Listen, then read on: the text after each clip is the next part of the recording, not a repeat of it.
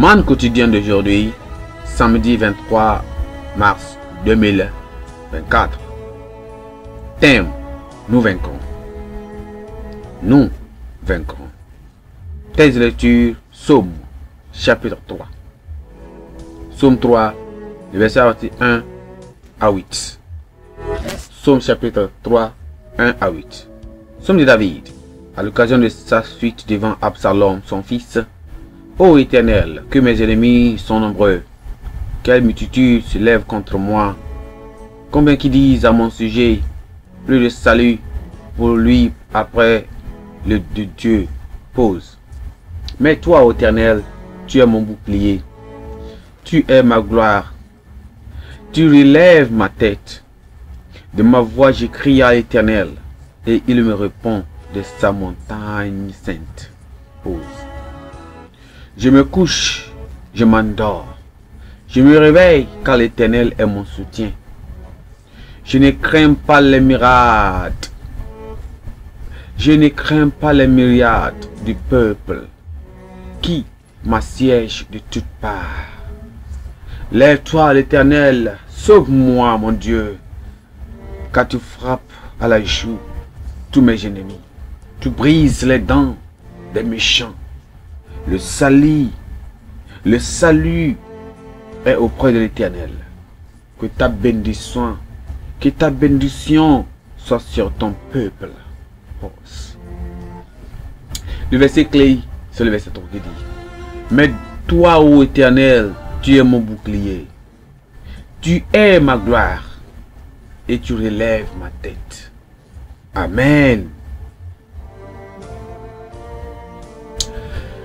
La basilique Sainte-Sophie a été construite il y a environ 1500 ans à Constantinople, c'est-à-dire anciennement Byzance, aujourd'hui Istanbul, qui était alors la capitale de l'Empire romain et qui est aujourd'hui la plus grande ville de Turquie.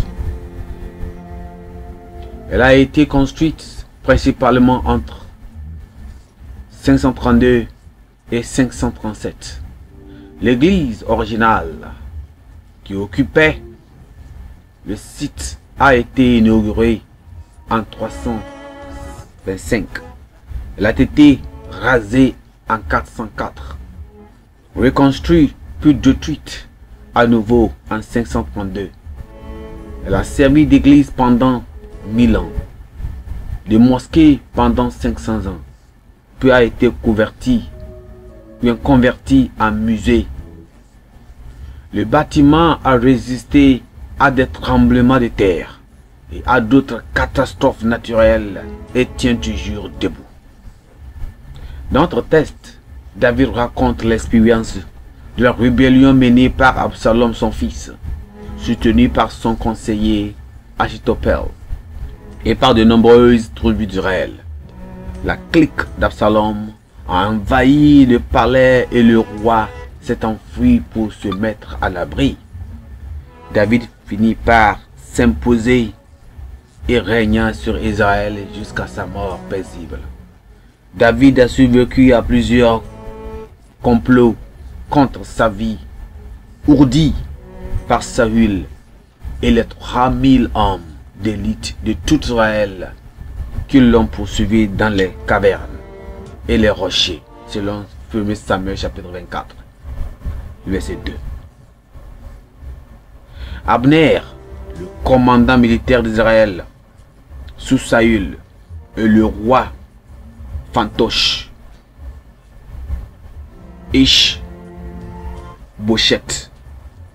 qu'il a installé comme roi des tribus du nord, tout ont péri, mais David a survécu. Il a survécu aux griffes du lion et de l'ours.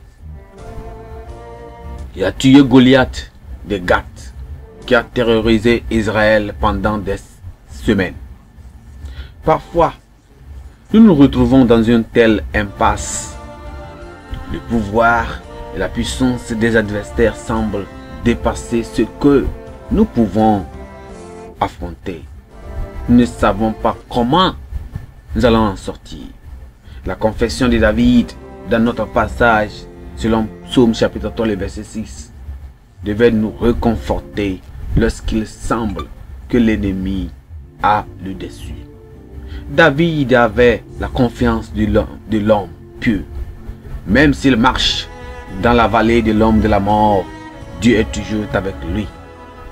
Quelle assurance pour nous et pour vous et pour moi, que même dans nos pires circonstances, Dieu sera là avec nous.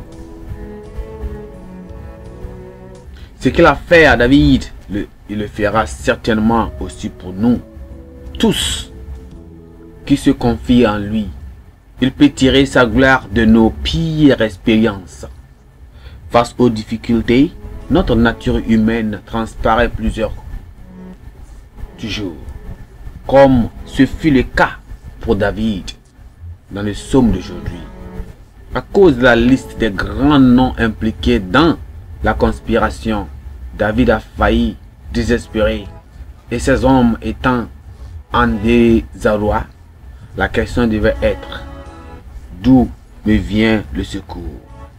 David a une réponse éternelle pour tous ceux qui se trouvent dans une telle situation.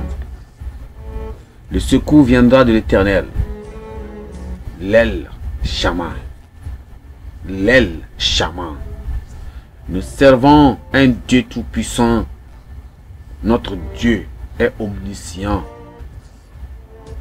et il est toujours avec nous. Amen. Pensée du jour. Dieu est avec nous, même dans les pires circonstances. Dieu est avec moi, même dans les pires circonstances. La Bible a un nom. Marc chapitre 1 à 3. Marc chapitre 1 à 3. Amen.